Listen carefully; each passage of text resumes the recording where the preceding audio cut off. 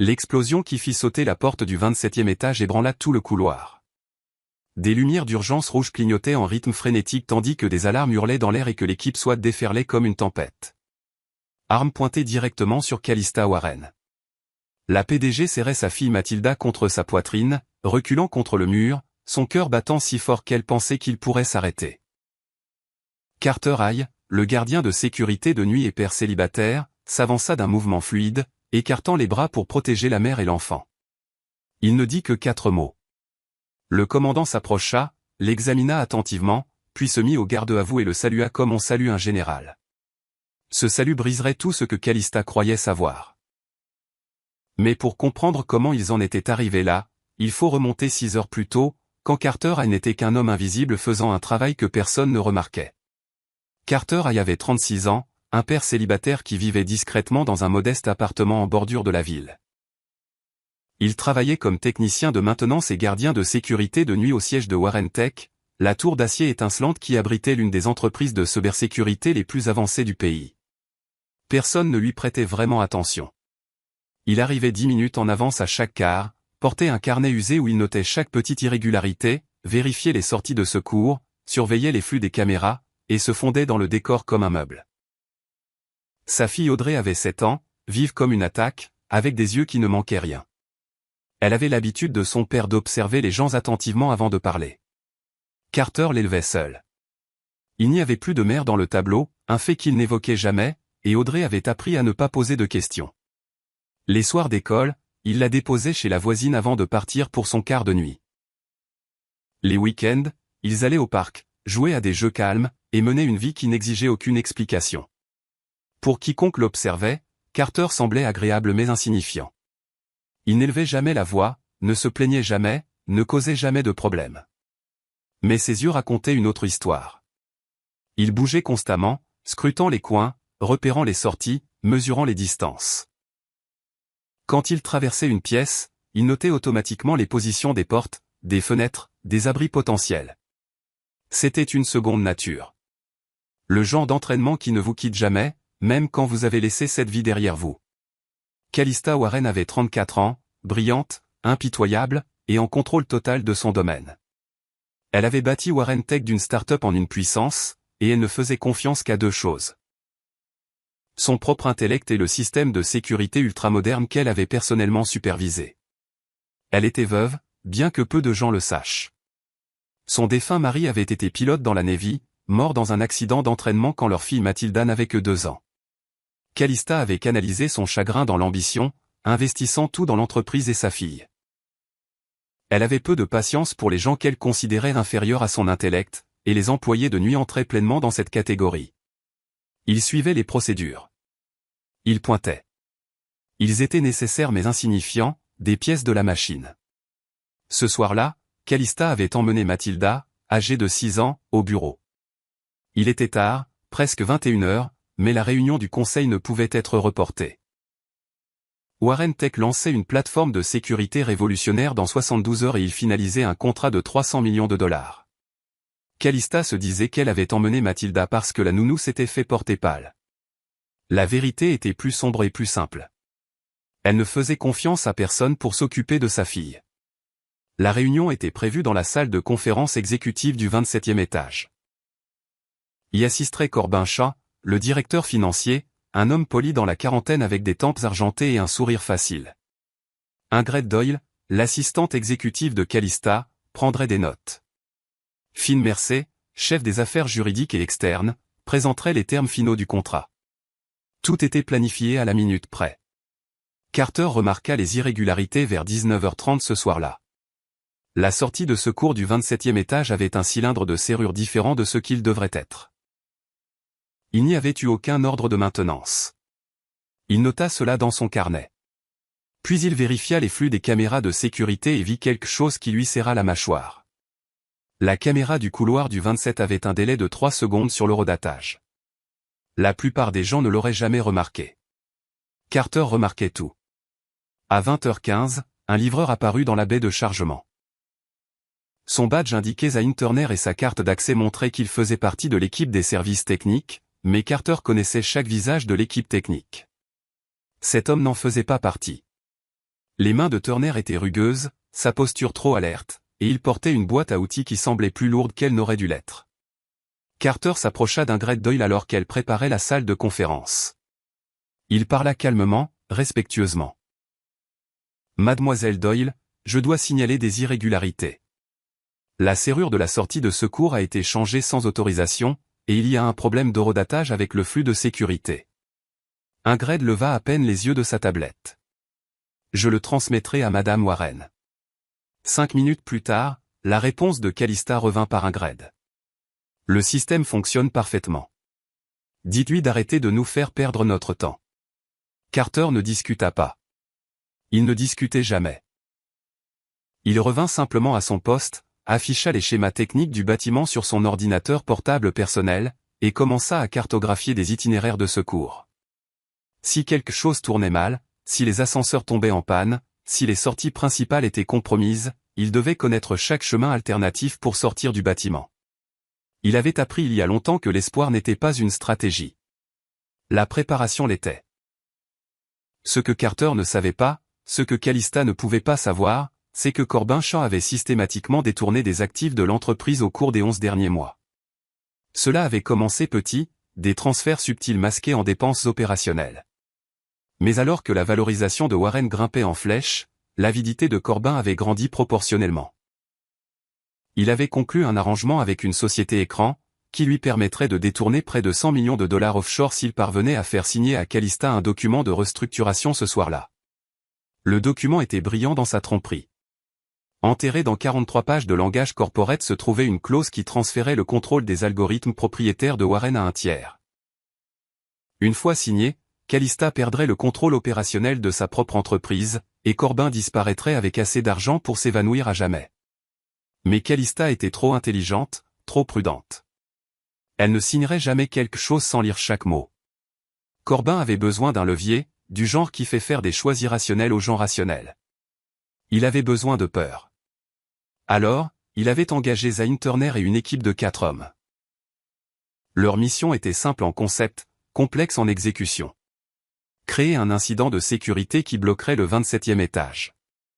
Isoler Calista de l'aide. Donner à Corbin 10 minutes seul avec elle et un stylo. Il avait des gens à l'intérieur du bâtiment.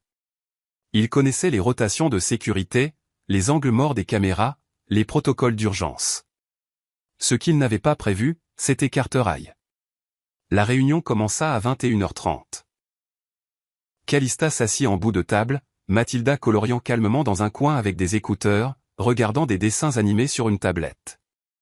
Corbin présenta les finances trimestrielles avec sa confiance habituelle. Finn Mercey exposa les termes du contrat. Ingrid prit des notes. Tout semblait normal. Puis les lumières clignotèrent.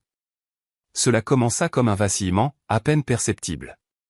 Puis les fluorescents au plafond s'atténuèrent, surgirent en pleine lumière et s'éteignirent complètement. L'éclairage d'urgence s'alluma, baignant tout dans une lueur rouge terne. Calista se leva, fronçant les sourcils. Que se passe-t-il? Le visage de Corbin montra exactement la bonne dose d'inquiétude. Probablement un problème de circuit. Les générateurs de secours devraient stabiliser ça, mais les générateurs de secours ne stabilisaient rien. L'électricité continua à fluctuer. Et puis les portes coupe-feu commencèrent à se fermer. De lourdes barrières d'acier descendirent du plafond, scellant le couloir principal. Calista sortit son téléphone. Pas de signal. Nous sommes brouillés, dit-elle calmement. Le visage de Finn Mercey blêmit. Brouillés? Qui nous brouillerait? En bas, dans la baie de chargement, Zain Turner et son équipe bougeaient avec une efficacité pratiquée. Ils avaient coupé la ligne électrique principale et activé un brouilleur de signal assez puissant pour couvrir 6 étages. Les sorties de secours étaient sécurisées avec de nouvelles serrures dont seuls eux avaient les clés. Ils se déplaçaient dans les escaliers comme des ombres. En montant. Carter était dans le couloir de maintenance du 26e quand les lumières s'éteignirent. Sa main alla immédiatement à sa hanche, un réflexe d'une autre vie, cherchant une arme qui n'était pas là. Il ferma les yeux, compta jusqu'à 3, força sa respiration à se stabiliser. Puis il bougea. Il ne courut pas. Courir signifiait panique, et la panique signifiait erreur. Il bougea rapidement, mais délibérément vers l'escalier, écoutant. Il entendit des pas en dessous de lui. Trop nombreux, trop coordonnés, pas en évacuation. En avancée. Il sentit l'odeur avant de le voir. L'odeur chimique âcre d'une charge de brèche utilisée pour faire sauter les serrures. Ce n'étaient pas des employés confus. C'étaient des opérateurs. Carter prit une décision en une demi-seconde. Il sprinta 2 étages plus haut, émergea au 27e, et courut vers la salle de conférence exécutive. Les portes coupe-feu étaient descendues, mais il connaissait le code de contournement de maintenance. Ses doigts volèrent sur le clavier, et la porte s'entr'ouvrit juste assez pour qu'il se glisse à travers. Calista pivota quand il entra. « Que faites-vous ici ? Nous devons partir maintenant. » « Excusez-moi, Madame Warren. Il y a des individus armés dans ce bâtiment. Les communications sont brouillées. Les sorties sont compromises. Nous avons peut-être 2 minutes avant qu'ils n'atteignent cet étage. » Corbin se leva, son visage l'image même de la confusion calme. « C'est absurde. Notre sécurité nous aurait alertés. » Carter l'ignora. Il regarda directement Calista. « Votre fille, est-elle plus importante que d'avoir raison ?» Le visage de Calista blanchit. Elle regarda Mathilda, encore en train de colorier, inconsciente. « Comment savez-vous ça ? » « Parce que je sais ce que sent une brèche tactique. » Il s'approcha de la fenêtre, regarda la rue en bas. 3 fourgonnettes banalisées au ralenti. « Ils sont ici pour vous. Nous pourrons discuter du pourquoi plus tard. Pour l'instant, on bouge. » Calista voulait discuter. Chaque instinct lui disait que ce concierge de nuit ne pouvait pas en savoir plus que ses systèmes. Mais elle regarda ses yeux, vraiment, et vit quelque chose qui lui glaça le sang. Ce n'était pas le visage d'un technicien de maintenance confus. C'était le visage de quelqu'un qui avait vu le combat. Elle prit Mathilda dans ses bras. Où ? Couloir de service. Restez prêts. Restez silencieuse. Calista ne faisait pas confiance à Carter High. Elle connaissait à peine son nom, mais elle avait peur, et la peur rend les gens rationnels. Elle hocha la tête. Carter les guida vers une porte marquée personnel autorisé seulement. Il avait une clé. Bien sûr, il avait une clé. Il avait des clés pour tout. Ils entrèrent dans un étroit couloir en béton éclairé par des tubes fluorescents bourdonnants. Mathilda commençait à geindre. Calista la serra plus fort. « Chut, bébé. On va bien, n'est-ce pas ?» Calista siffla à Carter. « Pas encore. » Derrière eux, le bruit de pas résonnait dans le couloir principal. Le cœur de Calista battait à tout rompre. Carter porta un doigt à ses lèvres, puis leur fit signe d'avancer. Ils marchèrent le long du couloir de service, pieds silencieux sur le béton. Calista était furieuse, terrifiée et furieuse. Cet homme, ce nul qui vérifiait les serrures et changeait les ampoules lui donnait des ordres, mais il les gardait aussi devant quiconque les chassait, et cela suffisait à la faire taire. Ils atteignirent une jonction. Carter s'arrêta, leva une main. Il inclina la tête, écoutant. 30 secondes passèrent, puis il leur fit signe d'avancer à nouveau. « Comment savez-vous où aller ?» murmura Calista. « J'ai marché chaque centimètre de ce bâtiment. » Pourquoi un ouvrier de maintenance mémoriserait-il les couloirs de service? Carter la regarda en arrière. Ses yeux étaient durs. « Voulez-vous que votre fille survive à ça, Madame Warren? Ou voulez-vous débattre de mes qualifications ?» La mâchoire de Calista se serra. On ne lui avait jamais parlé comme ça, mais elle ravala sa fierté et hocha la tête. Ils avancèrent plus profondément dans le labyrinthe des espaces de maintenance. Mathilda pleurait maintenant, de petits sanglots octants. Carter s'arrêta, s'agenouilla devant elle. « Et, comment t'appelles-tu » Mathilda. « C'est un beau nom. Je m'appelle Carter. J'ai une fille aussi. Elle s'appelle Audrey, et elle est juste un peu plus âgée que toi. Tu sais ce qu'Audrey et moi faisons quand on a peur » Mathilda secoua la tête. « On joue à un jeu appelé pas silencieux. Tu inspires pendant 4 comptes, expires pendant 4 comptes, et tu essaies de marcher si silencieusement que personne ne peut t'entendre. Peux-tu faire ça » Mathilda hocha la tête, reniflant. « Bien. Ton boulot est d'être la personne la plus silencieuse ici. Peux-tu le faire pour moi ? D'accord. » Calista observa cet échange et sentit quelque chose se briser en elle. Ce n'était pas l'interaction d'un concierge. C'était quelqu'un qui comprenait la peur, qui savait comment la gérer. Ils continuèrent à avancer. Les règles de Carter étaient claires et absolues. Restez contre le mur. Pas de parole. Arrêtez-vous à chaque coin. Quand il signalait, vous vous arrêtiez. Quand il bougeait, vous bougiez. Calista se surprit à obéir sans question. Et cette réalisation était presque aussi terrifiante que la situation elle-même. Elle avait passé des années à être la personne la plus intelligente dans chaque pièce. Elle faisait confiance à ses systèmes, ses protocoles, son contrôle, et maintenant elle suivait un employé de nuit à travers les entrailles de son propre bâtiment parce que quelqu'un essayait de la tuer. Où essayait-il? Qui sont-ils? Demanda-t-elle calmement. Carter ne ralentit pas son rythme. Quelqu'un qui connaît ce bâtiment assez bien pour désactiver votre sécurité. C'est impossible. Vraiment? Calista pensa au visage calme de Corbin, aux pales de Finn, à l'efficacité d'Ingrid. Quelqu'un avait permis ça, quelqu'un en qui elle avait confiance.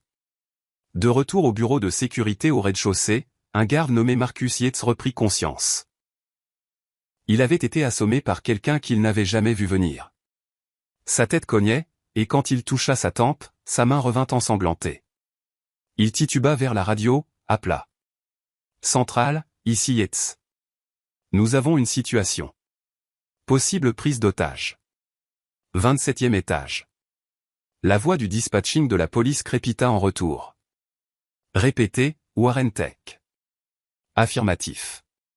Sortie de secours compromise. Communication brouillée. J'ai visuel sur des individus armés dans l'escalier. Possible situation d'otage. Le dispatché resta silencieux pendant 3 secondes. Puis soit est en route. État 12 minutes. N'engagez pas. Marcus n'avait pas 12 minutes à donner, mais il n'avait pas non plus d'armes, de renfort, ou d'envie de mourir. Il resta en ligne, fournissant des informations du mieux qu'il pouvait. À 3 miles de là, le commandant Henry Brock s'équipait. Les déploiements soit étaient rares, les situations d'otages encore plus. Mais l'alerte était arrivée avec un détail qui lui glaça le sang. L'appelant qui les avait typés, celui qui avait décrit la configuration tactique avec une précision effrayante, avait utilisé une phrase qu'Henry n'avait pas entendue depuis 6 ans. Brouilleur actif, sortie de secours verrouillée, hostile en ascension recommande approche Beta 3. Beta 3 n'était pas un langage civil. C'était une doctrine tactique d'une unité spécifique. Une unité qui n'existait pas officiellement. Une unité dans laquelle Henry avait servi des années auparavant. Henry activa sa radio. Toutes les équipes, ici commandement. Nous avons possible ami à l'intérieur. Approche avec extrême prudence. Confirmez les cibles avant engagement. Son équipe le regarda étrangement, mais ils hochèrent la tête. Il faisait confiance aux instincts d'Henry. À l'intérieur du bâtiment, l'ancien téléphone de Carter vibra une fois. Une seule réponse en un mot. Arrive. Il rangea le téléphone et continua à avancer. Audrey serait en sécurité avec la voisine. Elle connaissait la procédure. Si papa ne rentrait pas le matin, Madame Chen appellerait le numéro scotché à l'intérieur du tiroir de la cuisine. Calista remarqua le téléphone. Qui avez-vous appelé? Quelqu'un qui peut aider. La police. Mieux. Ils atteignirent une salle mécanique au cœur du bâtiment. Carter les fit entrer, verrouilla la porte derrière eux. La salle bourdonnait du bruit des unités HVAC et des pompes à eau. Il y avait exactement une entrée et pas de fenêtre. Nous sommes piégés, dit Calista. Nous sommes défendables, corrigea Carter. Il y a une différence. Quel est votre plan? Se cacher ici jusqu'à ce qu'ils partent? Mon plan est de vous garder, vous et votre fille, en vie jusqu'à ce que l'aide arrive. Et vous pensez que l'aide arrive? Je sais qu'elle arrive. Dehors, Zayn Turner perdait patience. Ils avaient balayé 3 étages et n'avaient rien trouvé. La PDG était censée être dans la salle de conférence. Elle avait disparu. Quelqu'un l'avait déplacée. Il activa sa radio. Cible mobile. Répétez. Cible mobile. Quelqu'un l'a prévenu. La voix de Corbin Shaw revint tendue par le stress. Trouvez-la. Nous manquons de temps. Zayn divisa son équipe. 2 hommes pour balayer les couloirs de service. 2 pour verrouiller les escaliers. Il vérifierait personnellement les espaces mécaniques. Carter les entendit venir. Il les entendait toujours venir.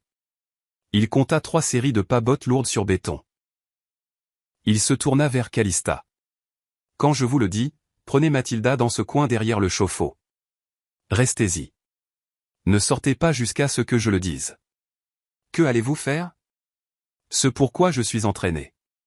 Vous êtes un ouvrier de maintenance. » Carter sourit, et ce n'était pas un sourire aimable. « Madame Warren, ai-je l'air de réparer des climatiseurs ?» Avant qu'elle ne puisse répondre, la poignée de la porte trembla. Quelqu'un testait la serrure. Puis silence. Puis la porte explosa vers l'intérieur. Carter bougea. Le premier homme à passer prit un coup d'épaule au sternum. Tomba durement. Carter avait son arme avant que l'homme ne touche le sol. Le deuxième homme leva son arme et Carter tira 2 balles au plafond, faisant sauter les lumières. Dans l'obscurité, Carter était le seul à connaître la salle. Il utilisa cet avantage. Il bougea comme de l'eau, silencieux et inévitable. Le deuxième homme tomba avec un coup précis à la tempe. Le troisième essaya de fuir et Carter le guida. Il sécurisa les 2 armes, vérifia les hommes à terre. Vivants, inconscients, pas de dommages permanents. Calista fixait du coin. Le visage de Mathilda pressé contre son épaule. « Qui êtes-vous » Carter ne répondit pas. Il écoutait le troisième homme courir, comptant les pas, calculant. Il atteindrait son équipe dans 30 secondes. Il se regrouperait. Ce n'était pas fini. Nous devons bouger à nouveau. Vous venez de neutraliser 2 hommes armés dans le noir. 3. Mais un s'est échappé. On bouge maintenant. Il les guida par un itinéraire différent, utilisant la confusion pour mettre de la distance entre eux et les hostiles. Mais il manquait de bâtiments. Éventuellement, ils seraient acculés. C'est alors que l'équipe SWAT força l'entrée principale. L'explosion qui fit sauter la porte d'accès du 27e étage était contrôlée. Professionnelle, terrifiante. Des grenades assourdissantes éclatèrent comme le tonnerre et la fumée remplit le couloir. Des viseurs laser rouges coupèrent à travers la brume, peignant tout en ligne pourpre. Carter tenait une des armes qu'il avait prise. Il ne la leva pas, mais ne la posa pas non plus. Dans le chaos et la fumée, SWAT vit exactement ce qu'ils étaient entraînés à voir. Individus armés, civils potentiels hostiles à proximité. 6 armes pivotèrent vers Carter. Aïe, lâchez l'arme. Main visible. Calista hurla. Mathilda sanglotait. Carter resta parfaitement immobile, évaluant la situation en une fraction de seconde. L'équipe SWAT était professionnelle, disciplinée, et il lui tirerait dessus s'il faisait le mauvais mouvement. Derrière lui, quelque part dans la fumée, les vrais hostiles chassaient encore. Il fit son choix. Carter se tourna vers Calista, positionna son corps entre elle et chaque arme dans le couloir, et dit 4 mots qui changeraient tout. « Tenez-vous derrière moi. » Puis il posa lentement, prudemment l'arme au sol.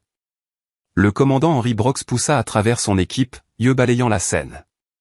Il vit la posture de Carter, la façon délibérée dont il bougeait, la stance protectrice. Il vit la cicatrice sur le poignet de Carter, à peine visible dans l'éclairage d'urgence rouge. Une cicatrice de brûlure, circulaire, spécifique. Le genre qu'on obtient d'une grenade assourdissante qui explose trop près. Le souffle d'Henry se coupa. Il s'approcha, ignorant la situation tactique, se concentrant entièrement sur l'homme devant lui. « Carter aïe » dit-il calmement. Carter croisa ses yeux. Henry Brox se redressa au garde-à-vous et salua. Toute son équipe se figea, confuse et choquée. On ne salue pas les civils. On ne salue surtout pas les suspects armés. Mais Henry Brox ne saluait pas un civil. « Capitaine Aïe » dit Henry formellement. « Je vous croyais mort, monsieur. » Le monde de Calista bascula. Carter n'accusa pas le titre. Il y a des hostiles dans le bâtiment. 4 confirmés, possiblement plus. Ils travaillent avec un homme de l'intérieur. La PDG était leur cible. L'enfant a besoin d'extraction immédiate. Henry baissa son salut, mais pas son respect. Compris, monsieur. Équipe, sécurisez l'étage. Je veux un balayage complet. Le capitaine a le commandement tactique. Un des plus jeunes membres SWAT parla. Commandant, cet homme était armé. Cet homme, dit Henry froidement, a plus d'expérience au combat que toute cette équipe réunie. Vous suivrez ses instructions. Est-ce clair? Oui, monsieur. Carter ramassa l'arme, la vérifia avec une aisance pratiquée, et la tendit à Henry. Celle-ci vient de l'hostile numéro 2, assommé dans la salle mécanique 7C. Hostile 3 a couru vers l'est vers les escaliers de service. Vous voudrez verrouiller la sortie sud avant qu'il ne s'échappe. Henry était déjà à la radio, dirigeant ses équipes avec les infos de Carter. En 90 secondes, ils avaient le bâtiment verrouillé hermétiquement. Calista ne pouvait pas assimiler ce qui se passait. L'homme qui réparait sa climatisation donnait des ordres à un commandant SWAT. Et ce commandant obéissait sans question. « Qui êtes-vous » demanda-t-elle à nouveau. Carter la regarda enfin. Quelqu'un qui faisait ça pour vivre. Faire quoi? Sauver des gens? Henry revint, son visage grave. Monsieur, nous avons sécurisé 2 hostiles à 7 étages et un dans l'escalier. Mais nous manquons le principal. Celui qui a organisé ça est encore en liberté. Les yeux de Carter devinrent distants, pensant. Puis ils s'aiguisèrent. Qui a convoqué la réunion ce soir? Calista cligna des yeux. Quoi? Qui a organisé la réunion du conseil? Qui savait que vous seriez ici avec votre fille à ce moment précis? Corbin. Mon directeur financier. Il a dit que nous devions finaliser le contrat avant le lancement. Où est-il maintenant? Le visage de Calista pâlit. Il était dans la salle de conférence quand l'électricité s'est coupée. Carter se tourna vers Henry. J'ai besoin de voir cette salle. Ils bougèrent en unité. Soit formant un périmètre protecteur autour de Calista et Mathilda. Carter marchait à côté d'Henry. Leur ancienne familiarité revenant comme une mémoire musculaire. Je suis désolé pour Sarah, dit Henry calmement. La mâchoire de Carter se serra. Compris. Peut-être. La salle de conférence était vide sauf pour un homme. Finn Mercer était assis à la table, main tremblante, visage cendreux. Où est Corbin? Demanda Calista. Il est parti juste après la coupure de courant. Il a dit qu'il allait vérifier les générateurs de secours. Carter fit le tour de la salle, examinant tout. Il trouva la tablette d'Ingrid encore sur la table, déverrouillée. Il fit défiler son calendrier. Chaque réunion, chaque planning, chaque rotation de sécurité, tout accessible. Ingrid lui fournissait des informations, dit Carter. C'est ridicule, claqua Calista. Ingrid est avec moi depuis 3 ans. Et combien d'argent faudrait-il pour acheter 3 ans de loyauté?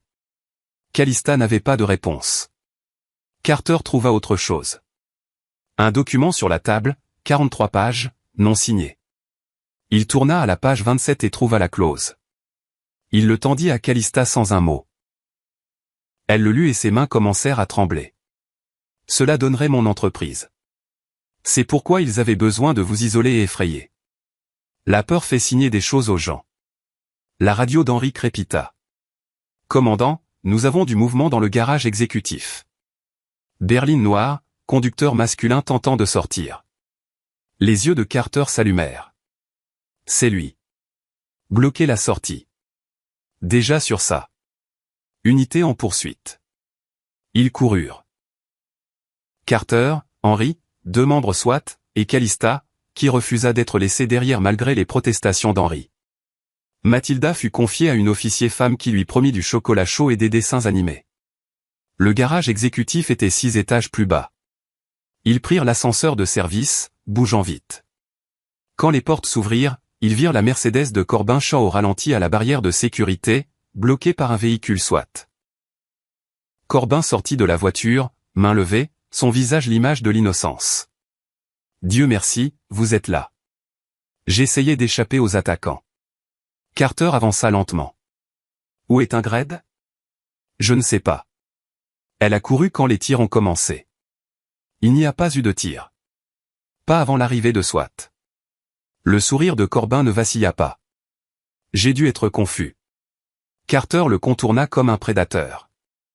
Le brouilleur a été placé dans la salle mécanique 3. Vous savez laquelle? C'est là où le hub fibre optique principal se connecte. Seul quelqu'un avec accès au bâtiment et connaissances techniques le saurait. Je suis le directeur financier. Je ne m'occupe pas des systèmes mécaniques. Non, mais vous traitez avec des contractants comme celui que vous avez engagé pour changer les serrures des sorties de secours cet après-midi. Le sourire de Corbin craqua enfin. C'est absurde. Carter sortit son téléphone, l'ancien, et montra une photo à Henry. J'ai pris ça à 18h ce soir. Sortie de secours 7, 27e étage, nouveau cylindre de serrure, aucun ordre de travail enregistré. Henry examina la photo. On peut tracer le numéro de série, voir qui l'a acheté. Vous n'aurez pas besoin, dit Carter. Il regarda Corbin. Vous allez nous dire où est Ingrid maintenant, ou je vais laisser la police fouiller votre voiture, et je parie qu'on y trouvera des documents très intéressants. Le visage de Corbin montra enfin la peur. Je veux mon avocat. Vous en aurez un après m'avoir dit où est Ingrid et s'il y a d'autres personnes dans ce bâtiment en danger. Les mains de Corbin commencèrent à trembler. C'était un criminel d'entreprise, pas un soldat. Le jeu était fini et il le savait. Elle est au garage niveau 3. Nous étions censés nous y retrouver. Henry envoya une équipe. Ils trouvèrent Ingrid Doyle assise dans une Honda Civic entourée de valises emballées et $200 000 en cash. Les arrestations furent propres, professionnelles, et dévastatrices. Corbin Champ et Ingrid Doyle furent placés en garde à vue. Zane Turner et son équipe furent arrêtés. Les preuves étaient accablantes. Transfert numérique, communication cryptée, le document de restructuration, déclaration de témoins. Calista Warren se tenait dans le hall de son bâtiment, regardant les lumières de police peindre la rue en bleu et rouge. Mathilda dormait dans ses bras, enfin calme après qu'une conseillère en traumatisme ait passé 20 minutes avec elle. Le bâtiment était sécurisé. La menace neutralisée. Mais Calista se sentait vidée. Henry Brock s'approcha de Carter, qui s'appuyait contre un pilier en béton, paraissant épuisé. L'affaire du capitaine, dit Henry. Elle sait? Vous allez lui dire? Qu'y a-t-il à dire? C'était une autre vie. Vous avez sauvé beaucoup de gens dans cette autre vie. Carter le regarda. J'en ai perdu plus que j'en ai sauvé. Henry resta silencieux un moment. Sarah serait fière de vous. Le visage de Carter se durcit. Ne le dites pas. Elle le serait. Vous avez protégé cette petite fille comme si c'était la vôtre. Audrey est la mienne. C'est tout ce qui me reste. Vous nous avez, l'unité. Nous ne vous avons jamais oublié. Carter secoua la tête. J'en ai fini avec ça, Henry. Je veux juste élever ma fille en paix. Vous avez fait une entrée tactique sur 2 hostiles armés et coordonné une extraction SWAT. Ce n'est pas exactement la paix. C'était la survie. Il y a une différence. Calista s'approcha, Mathilda encore endormie sur son épaule. Elle regarda Carter un long moment. Vraiment le regarda pour la première fois. Merci, dit-elle. De rien. J'ai besoin de savoir qui vous êtes. Carter jeta un œil à Henry, qui hocha la tête et s'éloigna, leur donnant de l'intimité. Je suis un père qui travaille de nuit, pour pouvoir récupérer ma fille à l'école l'après-midi. Vous étiez militaire. Quelle unité? Le genre qui n'existe pas sur papier. Sauvetage d'otages, parmi d'autres choses. La voix de Calista baissa. Pourquoi êtes-vous parti? Carter resta silencieux longtemps. Parce que les gens que j'étais censé protéger sont morts quand même et ma femme en faisait partie. Le souffle de Calista se coupa. Je suis désolé. Moi aussi. Votre fille Audrey. Quel âge avait-elle quand vous avez perdu votre femme? 4. Calista baissa les yeux sur Mathilda. Je sais. Accident d'entraînement de pilote Navy. Comment le saviez-vous? J'ai lu le bulletin de l'entreprise. Vous avez donné une bourse en son nom. Ils restèrent en silence. 2 personnes liées par la perte et la survie.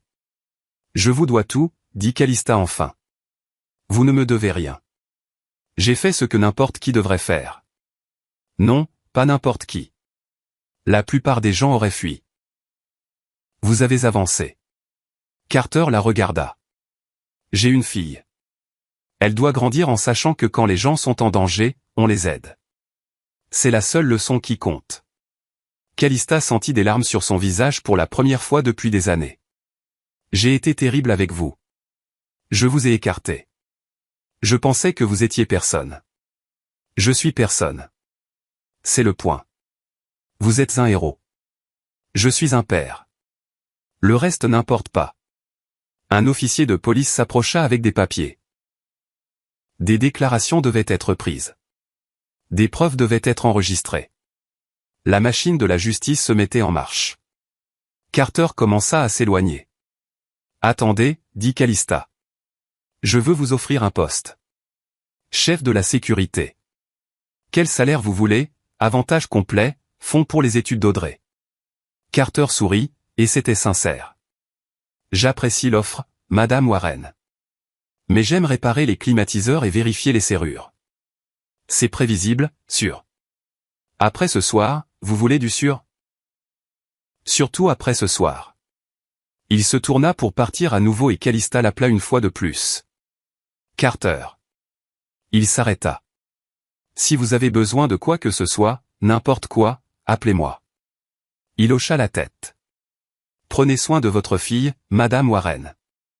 Elle est plus courageuse que vous ne le pensez. » Puis il sortit dans la nuit vers un modeste appartement où sa propre fille l'attendait pour rentrer. 3 semaines plus tard, Warren Tech lança sa plateforme de sécurité sans incident. Corbin Champ et Ingrid Doyle furent inculpés de 17 chefs d'accusation, incluant tentative de fraude, conspiration, et mise en danger criminelle.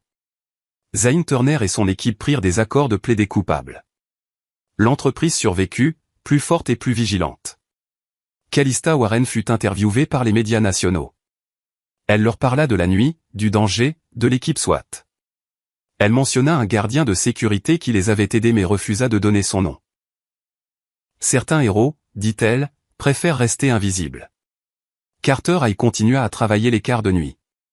Il arrivait encore 10 minutes en avance. Il notait encore chaque irrégularité dans son carnet usé. Mais maintenant, quand il traversait le bâtiment, les gens hochaient la tête vers lui avec quelque chose de nouveau dans les yeux. Du respect. Et sur son bureau, à côté de son thermos de café, il y avait une photo encadrée. Audrey, âgée de 7 ans, riant au parc. Dessous, de son écriture. La seule mission qui compte. Une nuit calme, 3 mois après l'incident, Calista amena Mathilda au bureau tard pour un jouet oublié. Elle vit Carter à son bureau, lisant un livre tout en surveillant les flux de sécurité. Elle s'approcha. Il leva les yeux, surpris. « Madame Warren, tout va bien?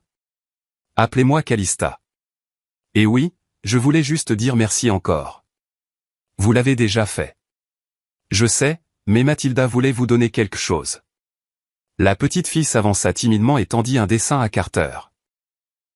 Il montrait 2 enfants se tenant la main avec les mots « Merci pour le jeu silencieux » écrits au crayon en haut. Les yeux de Carter s'adoucirent. « C'est beau, Mathilda. Audrey peut venir à ma fête d'anniversaire si elle veut, dit Mathilda. Maman l'a dit. » Carter regarda Calista, qui hocha la tête. Elle demande après Audrey. « Je pense qu'elle pourrait être amie. »« J'aimerais ça, » dit Carter calmement. Calista tendit la main et serra la sienne. « Vous m'avez appris quelque chose d'important cette nuit-là. Sur les suppositions, sur le courage, sur ce qui compte vraiment. » Quoi? Que les personnes les plus importantes sont souvent celles qu'on ne voit pas. Carter sourit. Votre fille a de la chance de vous avoir. Elle a de la chance que vous ayez été là. Ils restèrent là un moment. 2 survivants, 2 parents, 2 personnes qui comprenaient que la vie était fragile et précieuse et valait la peine d'être protégée. Puis Calista et Mathilda rentrèrent chez elles et Carter reprit ses rondes, vérifiant les serrures et regardant les caméras et gardant les gens en sécurité parce que c'est ce que font les pères. C'est ce que font les héros. Right now, I pressed escape and I looked at the volume and he's on 0. But remember, the ISO was the one who's like, "Oh, you guys are both in VC comms, and you guys are." That was him. Oh, I don't no, think but so. Clove also said Like, something too. That's why I thought it was Clove. I'm like 90%. No, because Clover you responded to him. Clover was like, "Who's in just run Discord?" Her. big kills. That doesn't matter, bro. Oh, that's why I mocked the Clove earlier Not when even he said trying, that. dude. Bro, it was the ISO. I'm over here getting clowned on by the ISO. You're just saying anything. I think all of us. I didn't know he was talking to me. That is Look at him, he's sexist. Play. Blinded. Shoot it. I got you.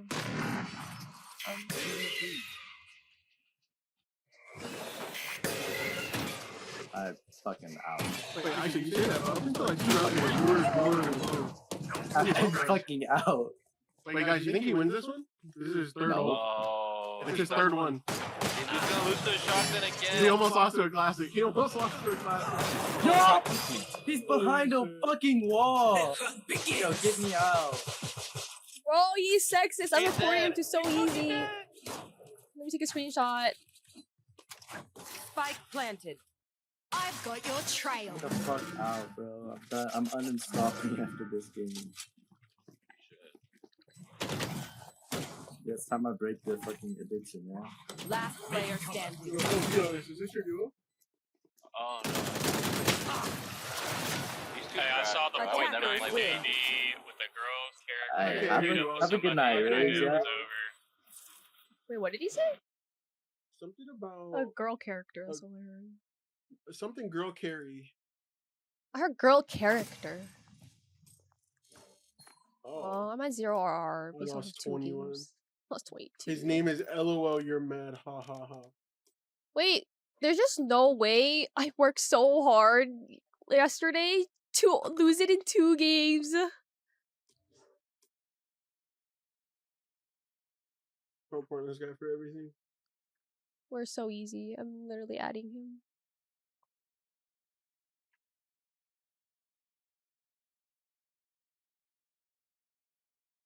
Should we switch servers? I don't Should we know. go Cali? I need a I have not been aiming. Alright, we're gonna switch servers and we're gonna play Cali, but I'll throw us in a Cali DM. Cause I don't know what the fuck is wrong with these Texas players today.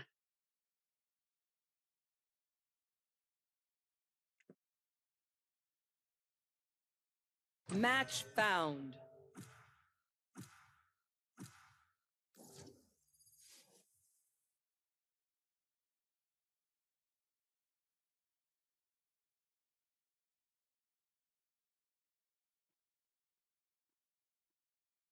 Oh, also, Razzie, if you're here, Death match. Warm up. We tried disabling hardware acceleration and Windows settings. Didn't work. But then we didn't do anything else after that because we just wanted to start stream.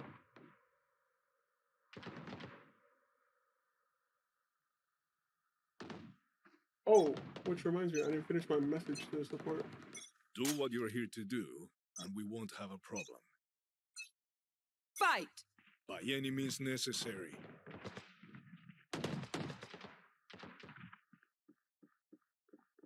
Wait, what? I never finished my message to the support, We could just so I'm do gonna it. do it right now. We can just do it later. No, I can do it right now.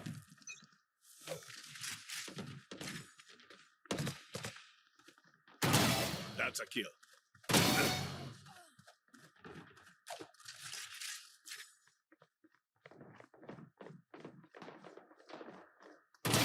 Headshot.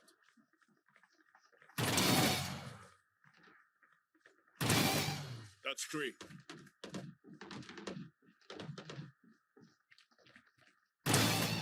That's 4. Oh, what the hell? Free Fire me.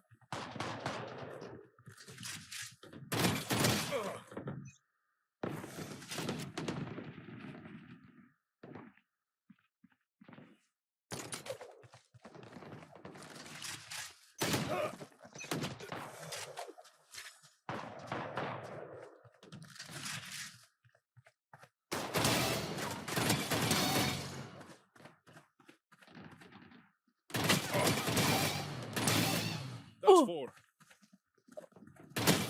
No!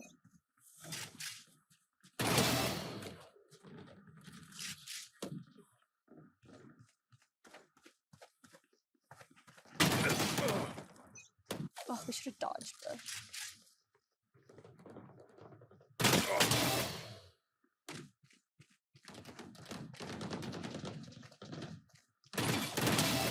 Get down.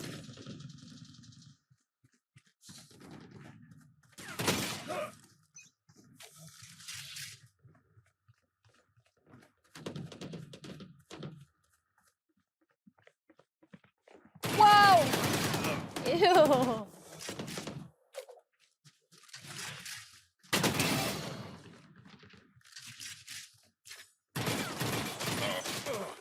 Dude, my hands literally it's so disgusting. Like, I You can't got fucking that grip my rash? mouse. I do, but like I have to wipe it every single fucking time.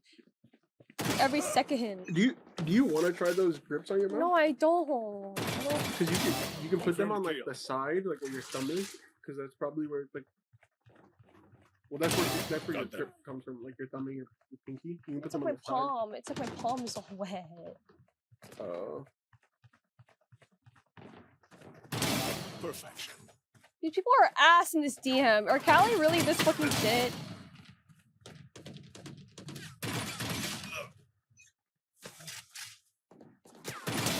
Colgó los guayos.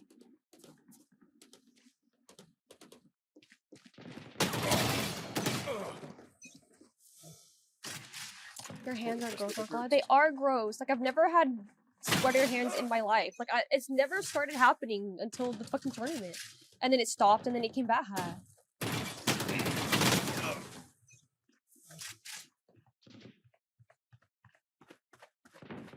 Will it affect the weight of my mouse? I have sensory issues though. I feel like it'll bother me. The grip? Yeah. Yeah. One down. Okay, I'm over it. I'm done with Callie. Wait. You're nervous? whoa. I'm not nervous. I might report Rakan. Why? He's cheating? Oh my I god. don't know. His tracker score. He might be just smurfing, to be honest with you. I don't think he's cheating. But his tracker score is 850. He has a 60. But Rakan 4% literally win went rate. 11 and 15 in our last game. Yeah, that's what I'm saying. He honestly might just be smurfing, but his like tracker stats, they're just honestly insane stats to have. Okay, I'm just gonna report everyone, and maybe I'll hopefully get a cheater ban and I get my 22 hour back. Yeah. Report Rakan and his trio. Rakan, the Korean name, and then Snooze.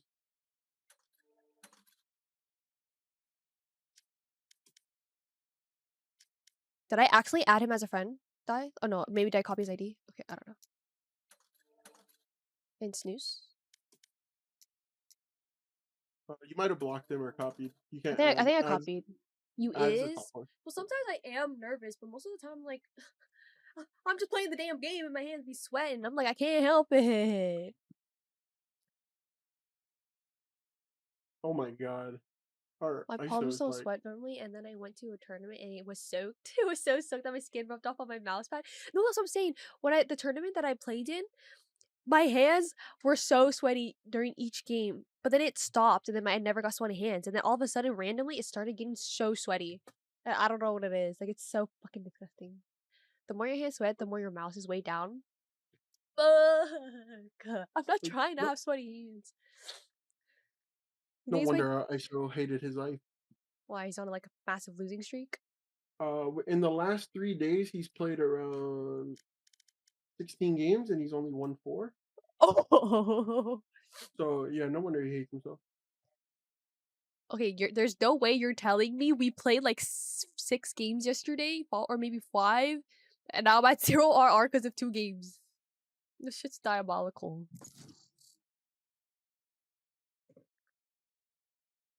Yeah, what was our record yesterday? What? So we I think we basically lost won. one. I think we only lost one. Oh, so technically we we lost were only up 2 2. games if you think about it. So those 2 games because we won 4, lost 2, so we were only really up 2 games. So the 2 losses got rid of the 2 wins that we won yesterday.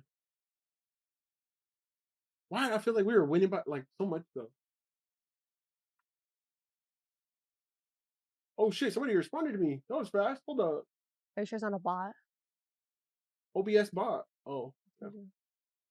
Read the above for instructions. Restart OBS Studio first. Start your stream recording, replicating any issues, meaning stop your stream recording after 30 seconds after the issue has occurred. Click help menu. Oh, they want you. Yeah, we need you to send your log file. My log file? Yeah. So after the stream, I guess we need to do like a fake stream for 30 seconds to send your log file. Oh, okay. Sure.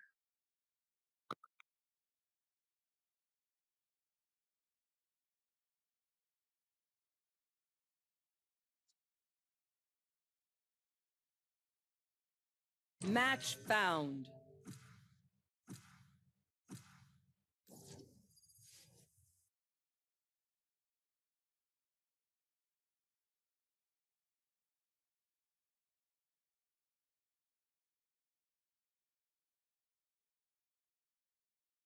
What is that thing you're sending, Madness? Can't see it.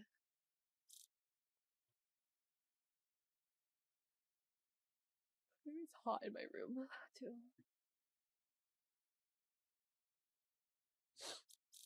What is it? I can't see it. It's like asterisk style.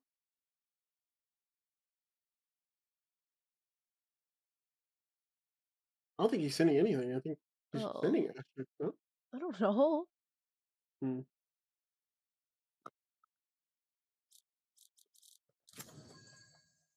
Can I play?